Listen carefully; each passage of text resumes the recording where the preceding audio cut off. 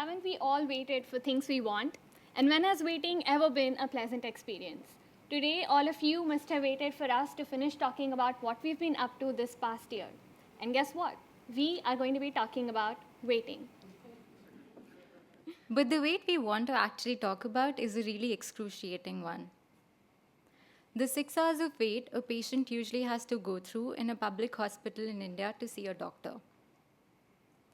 According to WHO, as on 2014 in India, for every doctor there are 1,425 patients.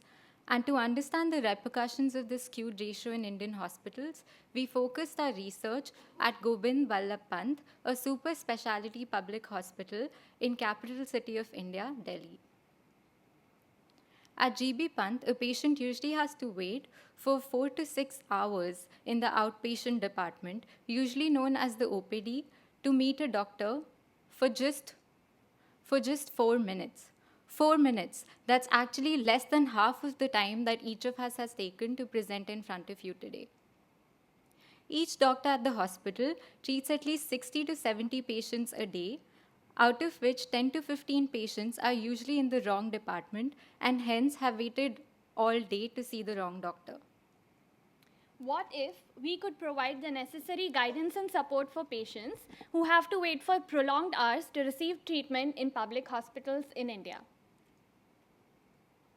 To tackle this problem, we designed the Good Guides program to provide support and assistance to misdirected patients in public hospitals in India. In addition to this, we have a second platform for designers and change makers who are working on complex problems. Let us now take you through a journey of how we got here. We began with interviews with officials at the GB Pant hospital and found that most of the patients usually visit a public hospital because they receive pro bono treatments, sometimes for terminal conditions. 30% of these patients are below poverty line and live on daily wages of $1.80 or much lesser. Despite the pro bono treatment, patients feel burdened by expenses such as additional medical supplies, traveling, and living costs in Delhi for them as well as their families. This is why many patients cannot afford to spend their way waiting at the hospital. In a nutshell, patients were facing prolonged wait times of up to 6 hours, and doctors were spending 20% of their time redirecting lost patients who end up spending their day with no effective time with the doctor. We realized that this was happening because patients did not have the necessary information about processes owing to many factors, low literacy being one of the major ones. The misdirected patients add to the chaos and delays in the system. With a better understanding of the context and the problems, we started brainstorming ideas which could potentially solve them. Our ideas fell into 4 major themes. How can we break down the OPD registration process for simplicity? How can we use existing simple technologies? How can we leverage people as sources of information? And how can we leverage human resources like retired doctors who are not currently engaged with the system? To test these ideas, we took the critical decision of conducting experiments directed at answering specific questions rather than testing entire models based on these themes. For example, to test the potential and relevance of technology in this particular context, we plan to test the comfort level of people in trusting technology to deliver very important information. So after all this obsessive planning, we were as ready as we could be to test and discover. We plan to conduct our experiments in 2 hospitals across 2 cities in India. In the first phase, we prototyped at Maharaja Yashwant Rai Hospital in Indore. In the second phase, we conducted a pilot at GB Pant Hospital in Delhi. Within 2 days of being at MY Hospital, we realized that direct interaction with patients were proving to be so much more effective than technology or improved signage, which were some of the more obvious solutions.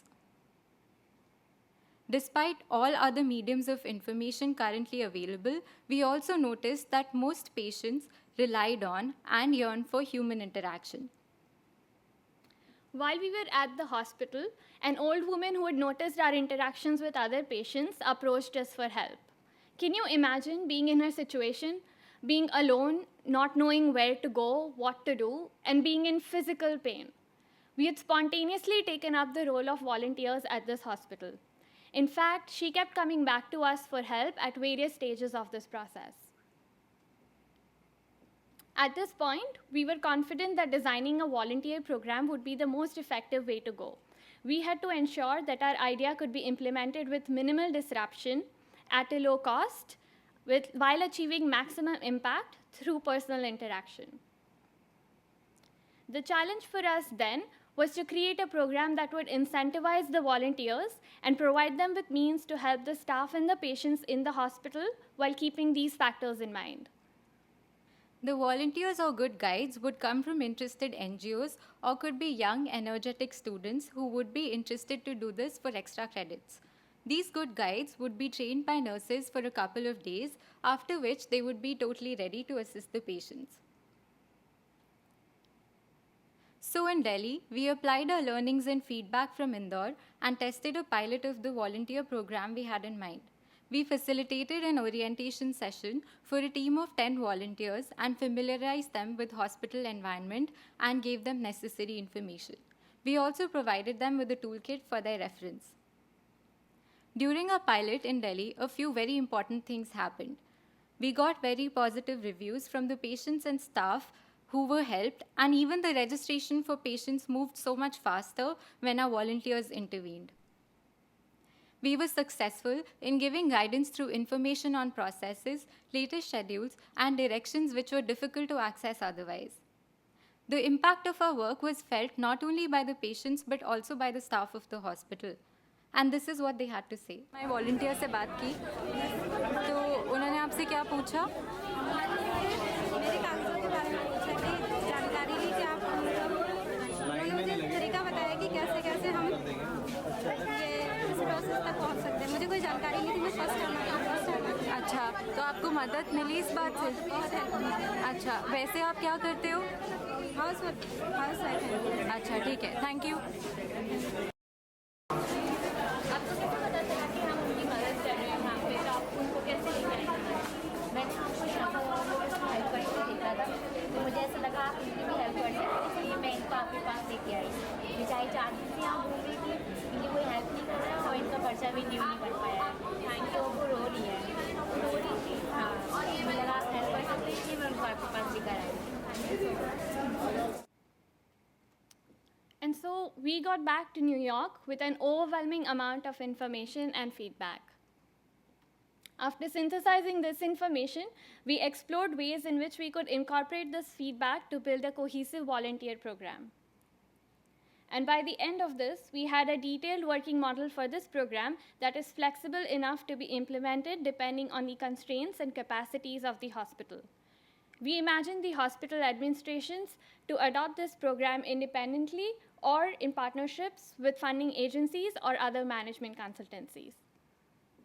We were contemplating on how to make this program available to a wide audience in a way that initiates collective impact that is liberated from the processes and bureaucracies of public systems. While working on this project, we were often asked about how we dealt with the challenges of working on some of these complex issues, such as the Indian public healthcare system. And let's be honest, it was quite difficult. However, we had managed to deal with these challenges through well-thought-out strategic steps. The feedback that we received on our process convinced us that sharing our experience would help change makers gain clarity, preempt challenges, and equip them with tools or methods to tackle complex issues that they deal with. Introducing the Good Guides. This is available to you in 2 formats. This is thegoodguide.com and this is thegoodguide.org. Let us show you some of the key features of thisisthegoodguide.com, which is designed to mainly cater to the hospital administrators looking to implement this program.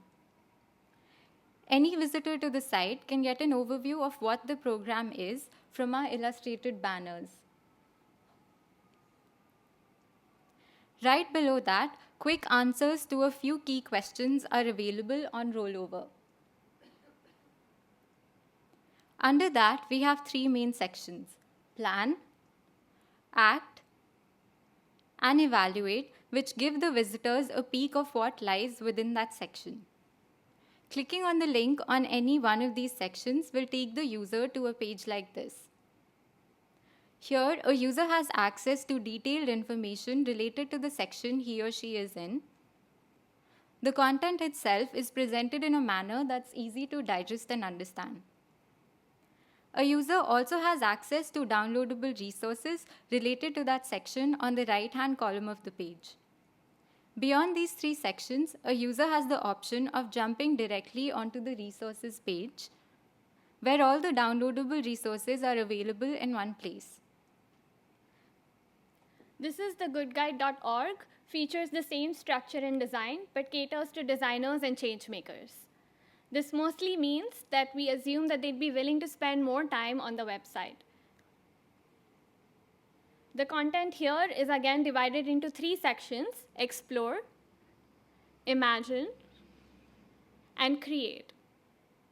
On both the sites, every user can get in touch with us by accessing the Contact Us form at the end of every page.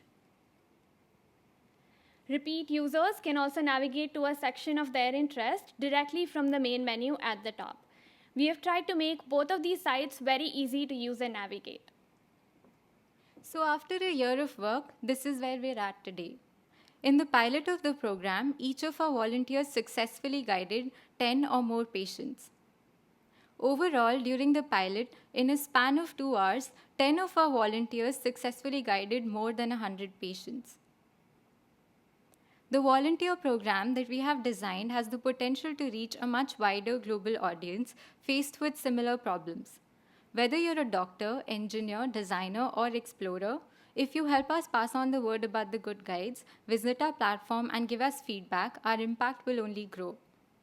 Together, we can replicate this process in a way that social innovation is weaved into every project and every profession. And this way of thinking becomes a way of living rather than a type of profession. And with this, for the 2015 cohort, the wait to graduate is over. Congratulations and thank you.